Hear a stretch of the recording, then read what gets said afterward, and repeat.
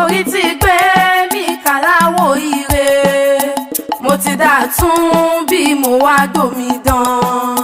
Tẹ́júlátúùs Lápọ́ṣì ní o àwọn láńgẹ́lì tọ́lọ́hun wọn orí ti gbé mi kàláwọ̀ ire mo ti dà tún bí mo wá dòmídán Tẹ́júlátúùs Lápọ́ṣì ní o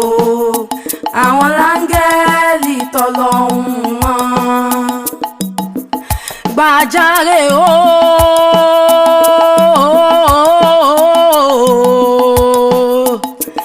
èrò tí rògbò èrò tí ròdò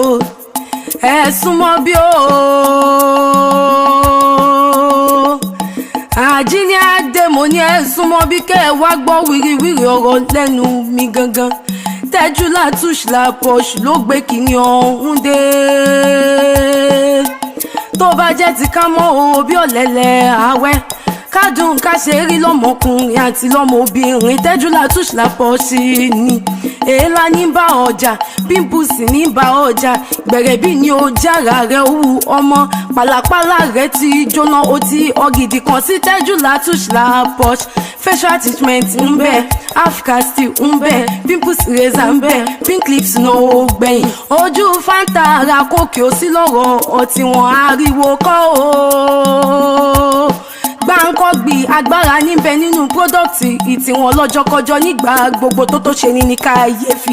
dánwò ṣe bóun lọ ló bí yọ kẹ́rẹ́ ṣe tún wá fẹ́ gbọ́ gbogbo ohun tó ti jábọ́ lára yín tí ò lè dìde mọ́ gbogbo ohun tó yẹ kó mọ́ lọ sókè títí ń wálẹ̀ tẹ́ ń páàkì ní tipátipá àtòkè obìnrin àtìsàlẹ̀ ọkùnrin ọyàn rẹ̀ ló papọ̀ okó rẹ̀ ni ó gbérí mọ́ òbò rẹ̀ ló ti fẹ́ afẹ́ ya àmúbòfù àmúbòkọ̀ girigiri àdódùn tó gbámúṣẹ́ mama I want more lọ́kọ̀ mi ké lọ́jọ́kọ́jọ́ nígbà gbogbo ni ó fi lè wo ta àmúbòyọ̀ gẹ̀rẹ̀gẹ̀ tí gbọ́kọ̀dé paradíṣe lọ́sàn gangan adùnmọ̀dẹ́kẹ́ iná pìtì kí ló ń jẹ́ kó wù mí ṣe ìwọ wá wòsàn rẹ̀ dọ́dọ́ Tẹ́júlátúùs Lápọ́ṣì vagina tightener manpower breast and hips enlargement lubricator libido penis enlargement tí pọ́n ọ̀gì tí bá rí ohun tó da yóò dìde èwo ni bá ń fọwọ́ kó nọ́ọ̀kà wò bóyá ó lè gbérí sọ àmúkó tó bíi tí máa kọ́ dóbò bí àjànà kú àmúkó létí kì í jẹ́ kọkùnrin tètè dà yàyàyà kàn sí Tẹ́júlátúùs Lápọ́ṣì dẹ̀dẹ̀gbò ni wọ́n láwùjọ gbogbo kan gidi kan gbàkọ̀gbẹ̀ agbára tí ṣiṣẹ́ kíkan èyí tó wòra rẹ tó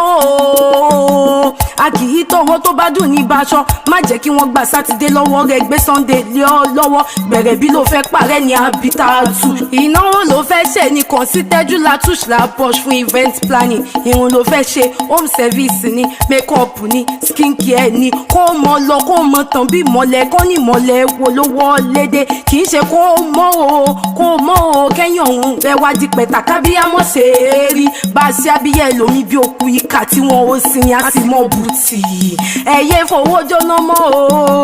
ẹ̀yẹ fowó jóná mọ́ ẹ̀yẹ fowó ṣe fáàrí agidi mọ́ àwa mọ́ fáàrí gidi ẹ̀yẹ sọmọge bí ẹ ní ṣòkó mọ́ àbí kí ni kọ́mọge mọ̀ lè sùn sílé ọkọ àfẹ́sọ́nà rẹ̀ arẹwà lọ́sàn eégún lálẹ́ ọmọge lókè arúgbó nísàlẹ̀ àánú rẹ̀ ṣe mí o àánú rẹ̀ ṣe mí ó jẹ́ tètè lọ́kàn sí Tẹ́júlátúùs Lápọ́ṣì ìfúnpá yàtọ̀ sí badge monkey yàtọ̀ sí chimpanzee aṣọ yàtọ̀ sátàyà oko kékeré ti kàgbákò pọ́nrán tí ó gbérí mọ́ ti dáhùn lọ́jọ́ Tẹ́júlátúùs Lápọ́ṣì olùgbàlà yín ti dé ẹ̀rọ ìbánisọ̀rọ̀ wọn ni 07084309082 lórí Instagram àti Tẹ́júlátúùs Lápọ́ṣì àwọn náà ní àṣàrúgbódò mọ̀gẹ́ ọ̀gá ni master lọ́jọ́kọjọ́ ọ̀gá ni master lọ́jọ́ gbogbo.